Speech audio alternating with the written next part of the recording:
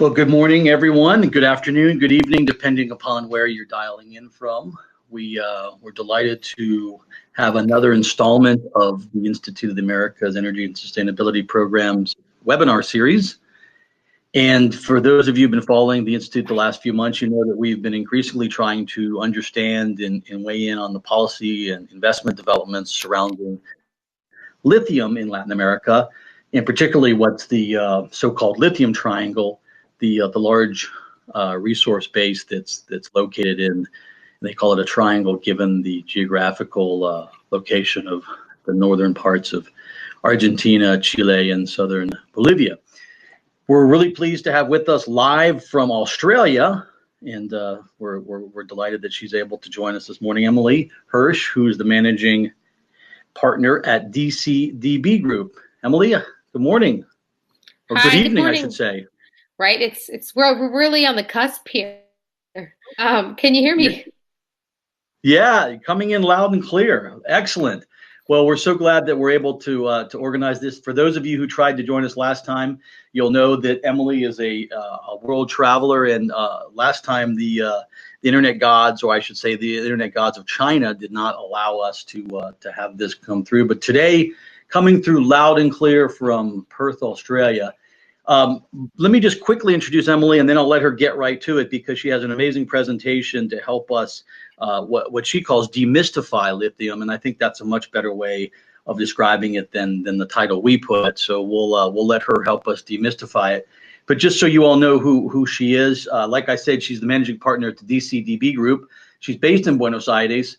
And the other thing I want to flag, if you haven't already listened or tuned in or downloaded, check out the Global Lithium Podcast, because Emily's the co-host of that, and they're quite fun. They're as much fun as you can have with the subject matter. So kudos to her and her colleagues for putting those together. So check those out after we get done with the webinar or down the road here. Just quickly in the way of background, she has worked for many years in this business. She's worked in the mining sector. She's worked on lithium. And as I said, she's based in Buenos Aires. She moved there from the United States. She has a degree in economics from Tulane and a master's of arts in international affairs from none other than American University, which I think she and I missed each other by a couple of years at American University. But I don't know what that says about either one of us, other than perhaps we have good taste in DC-based graduate schools. So as I said, she's now in Buenos Aires, and she's doing graduate coursework at the Instituto Tecnológico de Buenos Aires. And I would be remiss if I didn't end by saying, not only is she going to share her expertise with us today as part of our webinar series, but Emily will be joining us here at the La Jolla Conference, here at the Institute of the Americas next week, all just about a week away from the La Jolla Conference, and we're going to do a whole workshop on lithium. Emily will be one of the lead presenters on that, along with a couple other folks from the industry. So without further ado, Emily Hersh to help us demystify lithium. Emily, over to you. Thanks so much. No, thank you, Jeremy, and thanks to everybody who had the patience while I tried to troubleshoot the Chinese firewall, and I'm glad that everyone is able to join us again this morning. So good morning, and thank you for attending this webinar. I'm going to do my best today to cover a lot of ground pretty quickly and help you understand what lithium is, why it's important, and the critical role that South America can play in the electric vehicle future. I'm going to start by talking about the importance of environmental and social license. Then I'll talk briefly about some important lithium basics, what it is, where you find it, and how you get it into a battery. I'm going to cover important lithium deposits in South America and the lithium brines that make up the famous triangle. I'll explain the differences between some brines and the technology being developed to extract lithium from brine. I'll give you context so you can tell for yourselves what projects are opportunities and what are probably hype. I'll talk about the growing market and the need to use common sense when trying to add value in the lithium industry. And I'm going to close with talking about some of the dangers that I see inherent in resource nationalism that threatens to strand potentially strong resources. And if anyone's still listening by the end, I'll take the questions that we have time for. Rather than start with the lithium basics, I'm going to start with social license, because too many companies leave working with communities to the very end, like it's some kind of an afterthought. Communities have to be treated as real stakeholders from day one. They're still going to be in the area long after companies operating in the region close a mine, and they have to be both educated and empowered to be a strength rather than a weakness or a constant adversary. This is true not just in lithium, but across the mining sector. Extractive industries permanently alter the environment. And before you repost an anti-mining article on your social media after I made that comment, I just have a few questions to ask. Do you own a laptop? What about a cell phone? What about electricity? Do you like traveling in vehicles? Do you heat or cool your home? The reality here is that the modern life that you enjoy requires mining. And in order to have the kind of lifestyle that we want, responsible mining requires that consumers acknowledge that and promote best practices. From a lithium brine standpoint, these are the environmental concerns. All of the stakeholders in the lithium world have a role. Governments need to set clear rules and transparent policies. They have to endeavor to attract responsible companies with sufficient capital that can follow these rules. They have to remain up to date with the technology and industry best practices. They have to monitor companies' activities transparently and penalize offenders. Companies have to assess baseline conditions even before they begin a project and be in a position to monitor the environment and report changes. They need to follow the rules and comply with the highest environmental regulations that exist. And they have to invest sufficient capital at the time of mine closure. The communities, who are the original stakeholders, have to maintain communication with both the companies and the government. Shareholders need to demand that companies follow international standards and penalize company leadership for non-compliance. And finally, consumers play a role because they need to demand responsibly sourced products, not just make angry tweets about how mining is bad. So moving on to lithium and back to your high school chemistry class. Lithium is the third element on the periodic table. It's the lightest or least dense metal that exists on Earth, which is what gives it the ability to make high-performance batteries that are smaller and last longer. Lithium never occurs by itself in nature, only as part of a chemical compound. It's very important to understand that lithium is not a commodity. Because it occurs in nature as part of a chemical compound, extracting, moving, and selling lithium requires putting that lithium into new chemical combinations. The largest and fastest growing use for lithium is batteries. Different kinds of lithium in batteries are made with different lithium chemicals, and these lithium chemicals are not commodities. They are differentiated, value-added products. The most important lithium chemicals in the battery world are lithium carbonate and lithium hydroxide. Consumers demand batteries that are safe, stable, and long-lasting. In order to deliver, battery makers demand lithium chemicals that allow them to guarantee that their products won't, for example, and I'm looking at you at Samsung, catch fire on an airplane. For the makers of battery materials, lithium chemicals can't be interchanged between suppliers. Lithium chemicals are high value, and they're just not a commodity. So let's talk about where to find lithium. The answer to that question is, surprisingly, everywhere. Lithium is very abundant. There are deposits on every continent, and new discoveries are frequent. For a point of comparison, seawater, or the ocean water, is actually a brine that contains a tiny bit of lithium. It would never be economic or reasonable use of energy to extract the lithium from the ocean, but it's there. And the point is that discovering lithium is a far cry from the development of a feasible lithium extraction project. So what does lithium look like in the wild? It varies greatly between deposits. Currently, all battery quality lithium chemicals are derived either from conventional brine deposits or spodumene-bearing hard rock pegmatites. In this picture, those are labeled in green. The types of deposits labeled in blue are currently under exploration, but not used currently to make lithium chemicals suitable for a battery. If you're going to walk away from this presentation with one thing only, I want you to remember this terminology.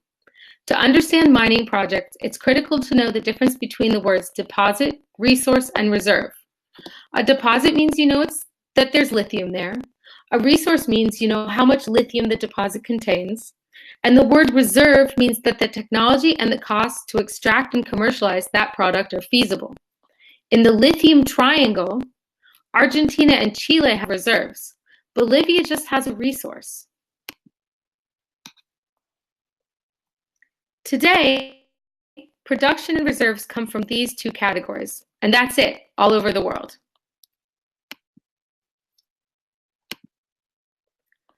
So that's not to say that deposits or resources are a bad thing. They just mean that there's a potential future or a possible opportunity. Mineral exploration is inherently risky and expensive. You might not find anything, or by the time you have enough information to build a mine, lithium prices could shift. These risks and costs are inherent and unavoidable, meaning that in South America, like many other places in the developing world, mineral exploration is undertaken almost exclusively by foreign companies that have the capital and the ability to take on that risk. In South America, all current lithium production comes from brine. The future in South America, though, could contain more than brine. This map shows lithium resources and reserves worldwide in 2010 and then in 2018. As you can see, during this period, discoveries were made all over the world, including in South America. But worldwide, very few discoveries actually translate into new projects, and certainly not over a short period of time. The South American lithium story involves Chile, Argentina, Peru, Brazil, and Bolivia. But a seat at the lithium table is by no means guaranteed just because you happen to possess a deposit or two. So now that we understand what lithium looks like and that all lithium is not in brine, let's focus on the lithium triangle, which refers to the brine deposits in Chile, Argentina, and Bolivia. Of these three countries, only Chile and Argentina are currently producing lithium for batteries, and only Argentina has significantly increased its resource and reserve estimates between 2010 and 2018. To understand the number of companies that are operating in this space, there are only 2 companies in Chile that are producing lithium and 2 in Argentina.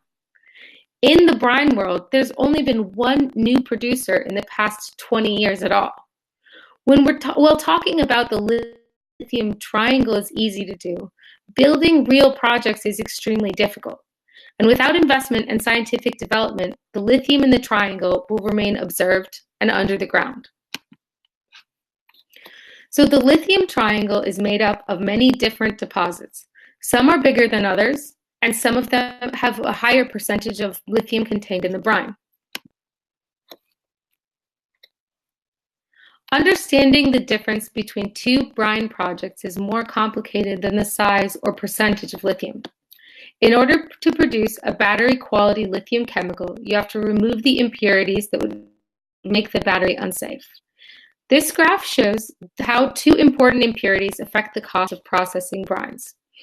Basically, just understand that the further the dot or the deposit is from the corner, the more energy and reagents have to be consumed to produce lithium for batteries from that brine. Besides the brine chemistry, the lithium brines in the lithium triangle are liquids that move around underground. As you extract that liquid, the brine characteristics change over the life of the project. Certain impurities are more difficult or more costly to remove. Imagine you had a bucket of marbles versus a bucket of clay. Which would be easier to drain liquid from? That same concept applies to the host material of the brine.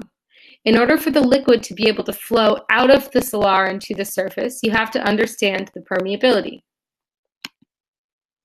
Because brine production utilizes evaporation ponds, projects need to study and understand the impact of the weather on evaporation rates. So when you put these factors together, it's clear that producers in the lithium triangle must be skilled operators capable of managing complex chemical parameters. Referring to the lithium triangle as a homogeneous lithium deposit creates a false understanding of a reality and builds a hype. There are slews of companies purporting to possess a magical ability to produce battery-quality lithium chemicals from any brine deposit, to which I say, very simply, technology is not magic. Innovations in the lithium space need to address basic questions related to energy costs and availability and reagent costs and availability. Energy is a scarce resource, and chemical reagents add to environmental impact. But besides all of these complexities, lithium really matters because it's the key ingredient that will enable humanity to transition from a fossil fuel-based transportation matrix to a cleaner, electricity-based transportation reality. Electric vehicles mean batteries, and batteries mean lithium. Lithium presents a tremendous opportunity for South America, but only if South America can manage to avoid the hype. It's true that the lithium market tripled in dollar terms between 2015 and 2017, and is continuing to grow exponentially. But when you compare the size of the lithium market to more mature markets like the gold market, for example, or the oil market, it basically disappears. The lithium market is still very small. So when you have analysts or newspapers that are calling lithium white gold or white petroleum, it creates unrealistic expectations and a dangerous hype. More importantly to South America, there is a misconception that producing lithium chemicals is low value and that South American countries should produce batteries or even electric vehicles simply because they possess one element needed in the supply chain. To that I say, please use a bit of common sense. It's impossible to build a battery without roads or energy. Take a look at the countries in this graph that are investing billions of dollars in battery manufacturing. They're doing this because they don't have the lithium resources suitable to produce high-value lithium chemicals. They're using their competitive advantage the same way South America should use its competitive advantage. In Argentina, mining authorities and companies have one thing in common. They cite the lack of basic infrastructure as the #1 barrier to investment in the lithium industry. Not political instability, not the economy, lack of infrastructure. No infrastructure translates directly into drastically higher costs, and that means fewer feasible projects. Take a look at this map. Battery supply chains are global and interconnected. And yeah, at first glance, it looks like South America is giving everything away and not receiving anything. But discovering and building mines is capital intensive. A lot of capital has to come in order to realize lithium exports in the first place. Chemical and processing technology have to be brought in by skilled firms with experience. South America doesn't have all of the chemicals needed to produce battery quality lithium products. These also have to be imported. Modern, environmentally responsible projects need to import advanced machinery and equipment. And that's why we need to talk about the kind of resource nationalism that doesn't take these realities into account. Chile's calling lithium strategic. Argentina is talking about building a battery factory in Jujuy, nowhere near the type of infrastructure required to make projects like this a success. Bolivia says it plans to produce electrical vehicles in the country, with no apparent plans or means to import the other components that would be required to realize this dream. Brazil's chatting about labeling lithium as strategic too. Peru is discussing creating laws to have a special classification for lithium. But it's not just South America. Australia is building a quote-unquote lithium valley to counter Chinese influence. The United States is having meetings about protecting its critical materials, including lithium. And the European Union has launched a battery alliance. The troubling thing is that these groups aren't focusing on working together to develop a complex and internationally integrated supply chain. If South America wants to be a strong player in the lithium supply chain, isolationism is not the answer here. So, to conclude, realizing the lithium opportunity needs proper policies, which require understanding the market. Lithium requires both science and pragmatism. The lithium triangle is home to some of the best quality, lowest cost deposits on the planet, but they are not the only deposits in the world. Without investment-friendly policies that support infrastructure, there will be no investment, and the lithium opportunity will not be fully realized by South America. Without proper infrastructure, fewer and fewer projects are economic, feasible, or competitive. South America needs comprehensive strategies based on the realities of the lithium market. Science will not bend to wishful thinking. So in order to realize this opportunity, the lithium triangle governments should take action now based on their competitive advantage in lithium chemicals for batteries. By taking action today, the lithium triangle will be in the position in the future it should be to create potential in the battery market. So yeah, thank you for your time, and I will open the floor to any questions or comments. Awesome. Thank you so much, Emily. Wow, you ran through that. That was a lot of information, and I think we have a lot of time to get into a little bit more. I see a message here that somebody can't hear anything. We'll try and troubleshoot that. Apologies, not sure what's going on. Maybe you need to reset or reboot. Let me take this moment. I forgot at the outset to remind folks about the question and answer session and how we manage that, and we use the chat function.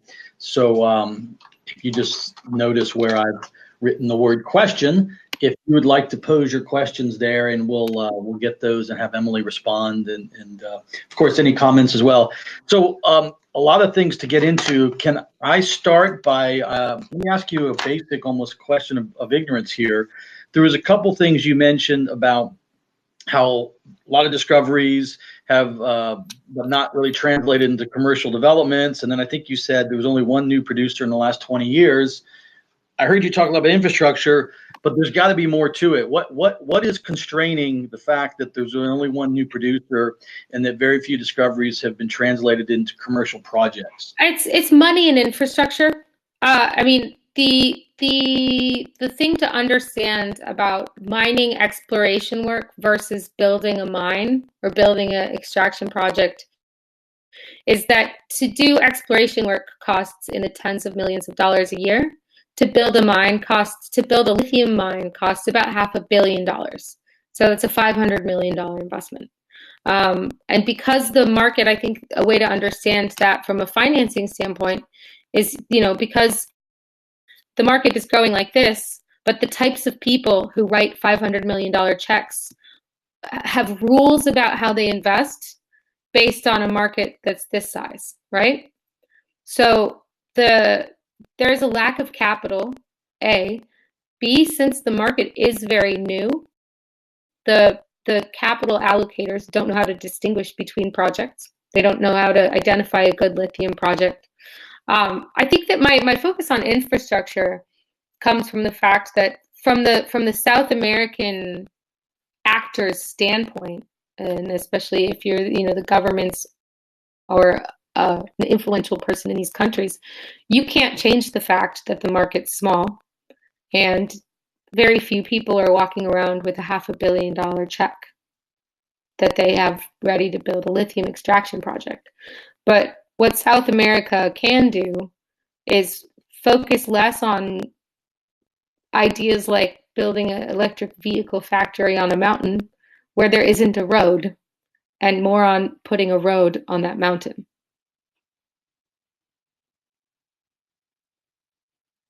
I mean, the infrastructure challenges, you talked about the oil and gas, and I really appreciate those graphics there to illustrate just, well, how small relative to some of the other sectors or that lithium is today.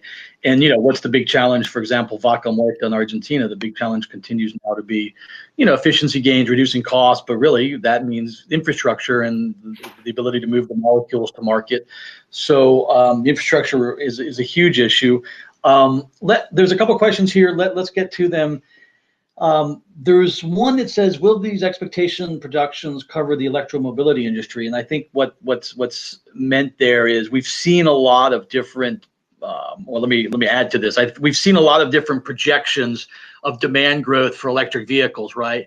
We've seen, different organizations, different entities have, I would say, wildly different estimations in terms of how many electric vehicles are going to be on the road in what year. So help us understand that for the lithium market. And let me add the final point to that is you said the price is down a bit. So what is that related to perhaps not as fast of a growth in the EV marketplace? The price, I mean, talking about price first, there's a lot of different prices. There's no one price for lithium because lithium isn't a commodity.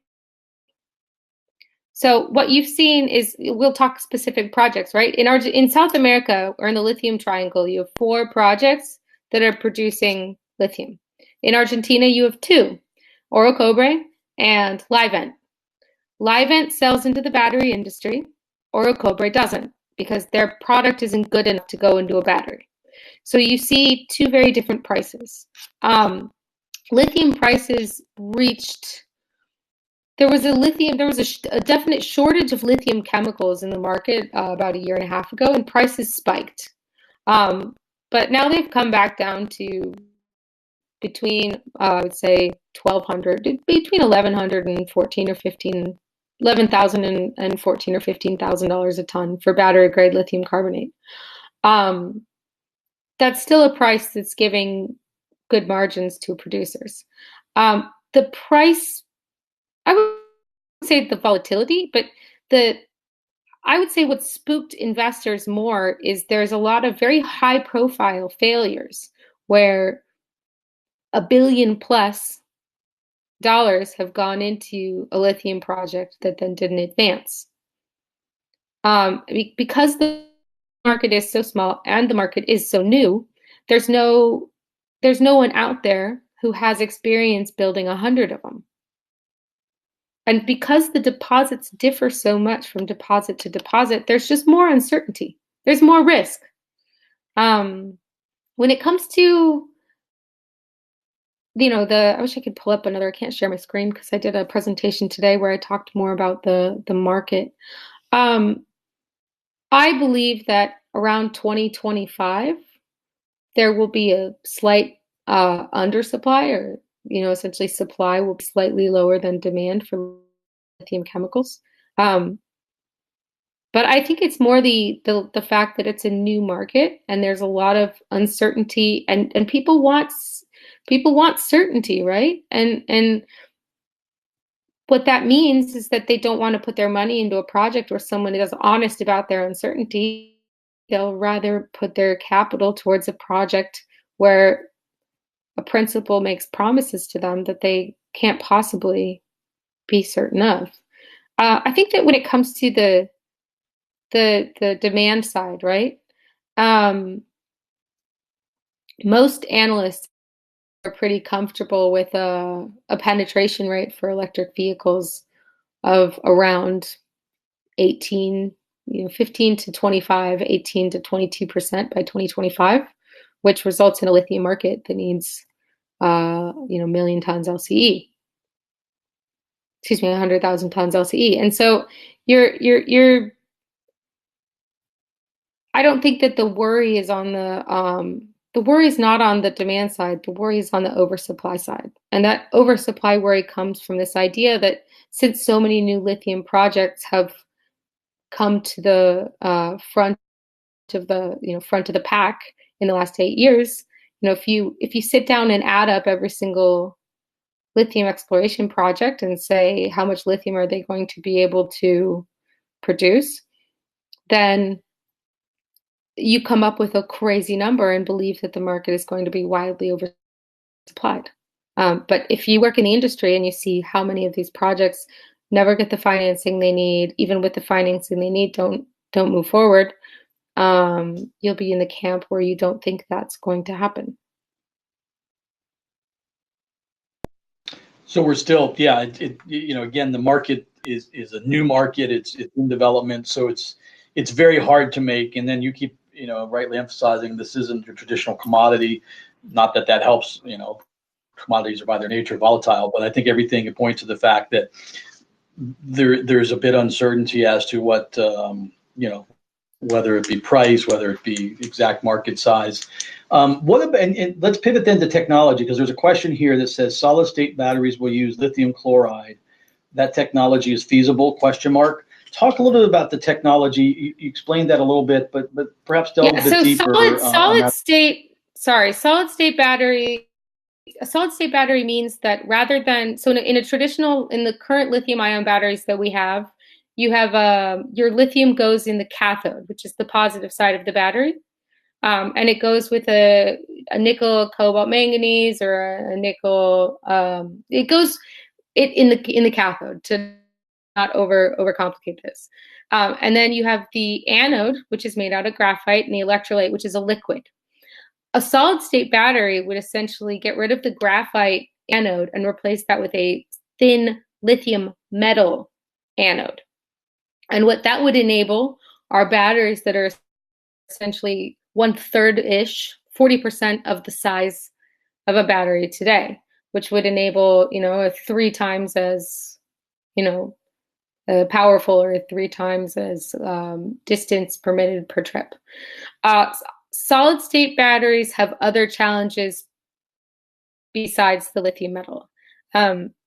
The technology is extremely expensive. The manufacturing process requires, I would say, at least 5 or 6 more years of innovation. When that does happen, you can use lithium chloride as a precursor for lithium metal. I think you can use lithium sulfate and other substances as a precursor for lithium metal. And then there are some solid state battery technologies that are not trying to put physical lithium metal into the battery, but they are actually putting in a plate that'll plate on lithium the first time you charge the battery. So the road to solid state is not investable yet from the resources side. If you're one of the current lithium chemical producers, it's definitely a market that you're staying on top of to understand how to be in a position to supply the lithium raw material that'll have to go into the anode. But it's not an area where we're able to predict when we'll see demand and what that demand will be for. So, okay, the tech, you can get pretty deep technologically speaking. Whoever asked that question, Jeremy, they can reach out to me. I gave an hour-long presentation on solid state tech, and I don't mind sharing that with them. It's really in the weeds. Okay, Juan, we will pass you Emily's information, and perfect. Thank you for that. No worries. Exactly. No, I appreciate the effort to as well demystify and unwind. So let's pivot a bit to. I'm just going to keep going in order of the questions received, but this is an interesting question because I noted something you said about how the lithium triangle countries should collaborate, work together. I forget the exact terminology used, but the idea that finding commonality and creating a joint effort or a collaborative effort to move forward with their development of their resources. And this question here is, which experiences can South American countries implement to create a lithium industry? So talk a little bit about what you would see. And honestly, we have 3 fairly, as you outlined, unique countries and markets right now, both politically and economically speaking. So how can they implement sort of a strategy as a 3 or 4 nation block? I don't think it's so much as acting as a block, but I do think that I'm a fan of what Corfo in Chile has done. It's a bit controversial in the lithium industry, but essentially, Chile and Corfo are working to put in place incentives and rules that give Asian, mostly, cathode makers the incentive to move more of their battery supply chain into Chile. But it's a sticks and carrots approach, and it's actionable. It's going to take time, and it's going to have challenges. But they're not just saying, right, build a battery here. They realize that these companies will have to transfer technology, set up manufacturing capability, that they're just going to take one more step in the battery supply chain, and that Chile will have to import a lot more in order to make it a reality at first. I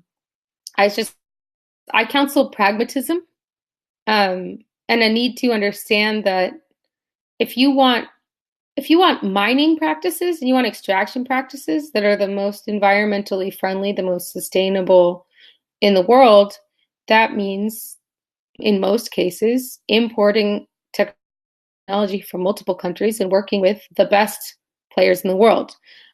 Calling yourself world class does not make it so. So, for the South American countries, I would say collaborating with Chile and building a relationship with Corfo and understanding those policies are a good guidelines, but they aren't copy-paste. They work for Chile because Chile put those policies in place when it was already the number one producer of lithium chemicals in the world.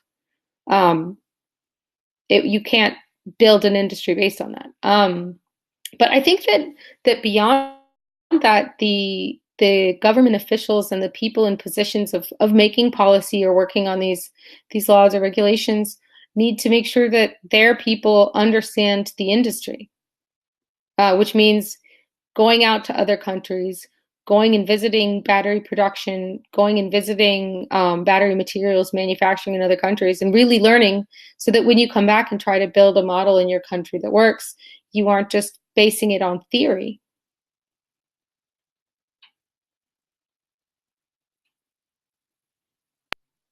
Okay, I want to come back to that, but let's actually, you brought up something that allows for a good pivot to the next question, which is about where you started your presentation: environmental problems associated with lithium, water scarcity, and as you mentioned, you started your presentation with sort of the let's call it the social license to operate elements. So, as the question solicits, could you talk a little bit more about what are the elements that have to be dealt with, water, but more than that, and also, what is it that a community, what would be a reason why a community, number one, would oppose, but then number two, be brought on board as a positive stakeholder? I mean, look, a community would. This is something that's pretty close to my. I see companies do this wrong a lot, and they do it wrong because they try to leave it to last. All communities are different. I mean, it's difficult to talk about this in generalities. It's really difficult to talk about in generalities, but the minute you go work somewhere and you're doing a resource extraction project, you need to understand that your actions will change the landscape of that community. And many times that's for good, right? Many of you are going to build a project in that community that's going to facilitate infrastructure development. It's going to bring roads. It's going to bring clean water. It's going to bring education. It's going to bring technology and technological jobs. But you're going to have an ongoing role in the community. And that doesn't mean taking an old container and painting it and calling it a school. And so community relationships begin with day one because they are relationships, and relationships, sometimes you have a conflict and sometimes you learn how to work together, but they have to be built. There's no book. Can you maybe, because I think this is really important. You say how there's 2 projects in Chile and 2 projects in Argentina. Have they dealt with similar, let's just take the water question, or let's just take an issue like the most prominent issue. Have they dealt and addressed and managed that similarly, and therefore there's significant lessons learned for future projects? I mean, look, they're very different, and a lot of this is my opinion. So, take it with a grain of salt, or if you use it in future conversations, footnote me, because it's an opinion. But in Chile, you've got 2 companies, and they're both operating in the same place. They're in the Salar de Atacama. You got Albemarle, which is an American company from the U.S., but they bought assets from a German company. I believe it was a couple of years ago. And then you have SQM, which is a Chilean company. Because those companies have been there and operated for 30 years, if you go back and audit the way that they handled communities and they handled water 30 years ago, I don't think you'll like what you see. And those companies have to work to try to improve that. But at the same time, they're in the driest place in the world, and they're in a situation where mining is and lithium, the chemical side of the lithium production, right? When you start with a brine, you extract something that has water in it to begin with, right? So the impact on the water tables has to be looked at.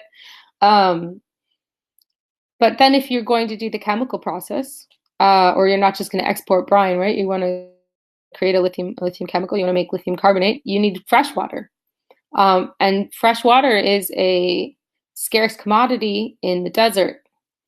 So you combine that with these companies are under pressure to expand, where they're going to need to extract more brine and access more water. And also, as governments and I'd say everyone, citizens, want companies to be more responsible, you're going back through these companies' books and finding out that they weren't monitoring and reporting water the way they should have been for 10 years. And I'm rambling around about that because it's sort of a situation where if everybody takes a side, no one wins. In order for the lithium industry to grow and for the countries to benefit from the growth of the lithium industry, and for us as the humans to benefit from an electric versus a fossil fuel-based transportation system, then we all have to work together, and working together means a compromise. And a compromise means coming up with a pragmatic solution to minimizing the environmental impact while achieving the goal. But it has an environmental impact. You can't pretend it doesn't. And you are part of that by owning a telephone and owning a computer. So the solution isn't going to be perfect, and the solution should be pragmatic, I guess. Okay, so we'll leave that there for now. I mean, that's something that's obviously you really have to take those case by case, and it's difficult to paint someone as I don't want to paint someone as the good guy or someone as the bad guy. Like Oro Cobre in Argentina, which is a newer project, I think they've done a better job with community relations, but they also came at it in the 2000s, right? They were working in a Twitter world already, right? So they have younger people, they have people with a different life experience, a different worldview. I don't think it's fair to blame, people in their 90s who were around in 1970 and then shut down because of them. It's not fair. I think what I was intimating is, what are, and it sounds like there are a lot of lessons, both do's and don'ts. And that's always what we're trying to, I think everyone wants to, how do you make a project more, whether it's successful commercially, whether it's successful in terms of stakeholders, whether it's successful in terms of, government returns, investor returns, et cetera, which leads me to more of a comment from participant Ravi today, who I wanted to emphasize. He wrote a nice little note in emphasizing the role of execution and how important, in his opinion, executing projects, the execution plan is the elephant in the room, he said. So I think that might come back to something you talked about before. It's a case of it's really easy to be critical of companies going out there and trying to make an execution plan because there's no copy paste. There's only one new lithium brine project in 20 years. They don't make a battery grade lithium product because they've made mistakes, but they got out there and made those mistakes. A joke, not a joke, but last time people were looking seriously at the lithium, technology and the lithium market was in like the 60s. And so if somebody calls you up and it's like, we want somebody who has 20 years of experience and worked in these 3 places, there's nobody who's not dead that meets those characteristics. The lack of technical expertise in the lithium world is a real problem because there's so few projects. there's nobody with experience. And if you come into it with expectations without experience, the people just don't exist. Well, and you've led directly. Thank you for setting up all these questions in order. So there's a specific question about that, in terms of Argentina, but I'm sure you just now argued it's everywhere. But no, the question about I'm here in Australia right now, and one of the bigger companies that there's a big acquisition here, and they're looking for someone to run their chemical plant. And the reality is that there isn't a person in the world who's done that before, who's not in China and only speaks Chinese. It's a worldwide problem that the industry and the world will solve. People will get experience, but the only people who have done lithium chemical conversion plants on the scale that this Australian company needs have done it in China and are Chinese. So is this something, coming back to what the governments could do together, some sort of, training program? You talked about the efforts in the province of Jujuy, the federal government of Argentina, Corfo in Chile. I mean, this is a human resource capacity building need and effort, right? Is that something that these governments are looking at the national or even subnational level? I think that the governments are not, with the exception of Corfo in Chile, the governments in South America are not taking an approach that's professionally scientific enough to do anything meaningful. For example, in Argentina, it would be excellent for the governments to work together to create a brine research center. But that's not going to get your name in the newspaper like saying you're going to put a Tesla factory on a mountain well.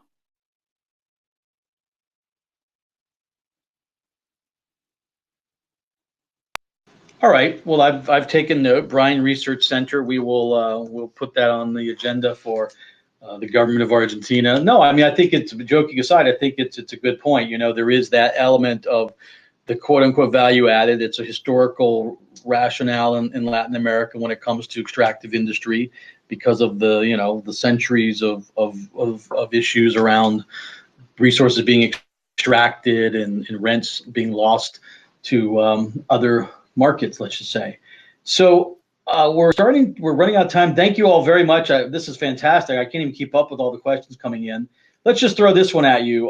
What is your opinion of a new process like lilac? Ask lilac what temperature their brine needs to be and how much energy you need to keep brine at that temperature in the Puna. I mean, it goes back to this. This is the slide, right? And this is why a brine research center would be nice. But lilac is one of, and I like lilac, right? I'm a fan of their team. I've known them for a few years. But when you talk about applying those technologies in a real world setting, they get real fuzzy on details like how much energy and how many chemicals you need to make the process work.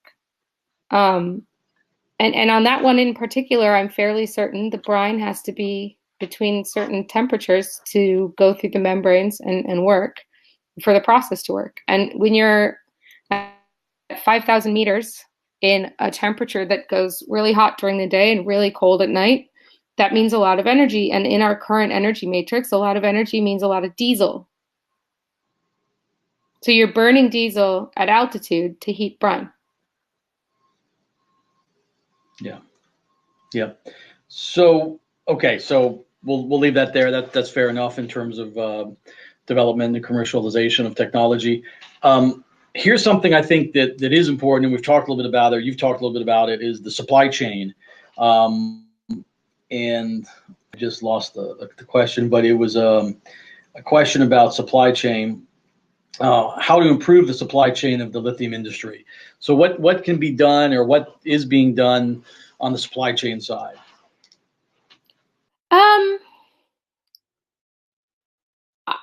In the industry, you're seeing a lot of integration between, sort of, because the product is so specialized. I mean, that's a very broad question, but to kind of, I think one of the most interesting improvements that's going on is that there's more integration integration happening between the, like when I'm talking about the need for batteries that don't catch on fire on an airplane, what I'm overgeneralizing is that in order to sell a battery that's going to go into a Tesla or a BMW or, Caterpillar mining equipment, right? That company that sells it to the consumer needs to guarantee to their customer that it's not going to just catch on fire, because that's what batteries are. That's what batteries do if they're not made with good materials or good manufacturing processes.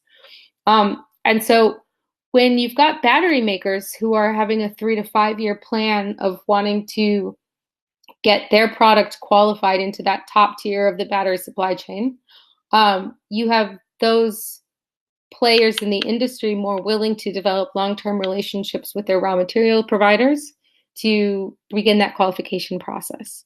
And I think that that'll make the market a little bit more efficient. I think that the best thing for the supply chain is for the market to grow a bit bigger, so that I guess as markets grow, they get a bit more inertia, and the volatility becomes less. The volatility gets less extreme. And additionally, there's just more information. The supply chain in lithium suffers from these bursts and these dives because the information is hard to come by, and it's hard to know who to listen to. I hope that answers that question. Yeah, I think again it comes back to a lot of the where it fits into the battery and the electric vehicles. And I mean, I think this is how, we at the Institute, why are we interested in lithium? Well, we're interested in lithium because working backwards from the energy sector to electromobility to batteries to what are the inputs for batteries, and what are the countries in South America doing, in that respect. So for sure, why don't we, I think we've gotten through all the questions. I apologize. I'm trying to scroll through, make sure I didn't miss anything here. I think we've hit all of them, so we really greatly appreciate. Oh, there's a couple comments or questions. We will make this recording available. We'll download this, get this out to everyone a little bit later today, get it loaded up, the slides as well, and we'll share Emily's information so she can follow up on some of these questions that were set forth, particularly on the more technical side of it. Any final thoughts, Emily, before we wrap up? We've covered a lot of ground. Yeah, look, I hope lithium is a really exciting place to be, and it really is the key to breaking our dependence on fossil fuels for transportation.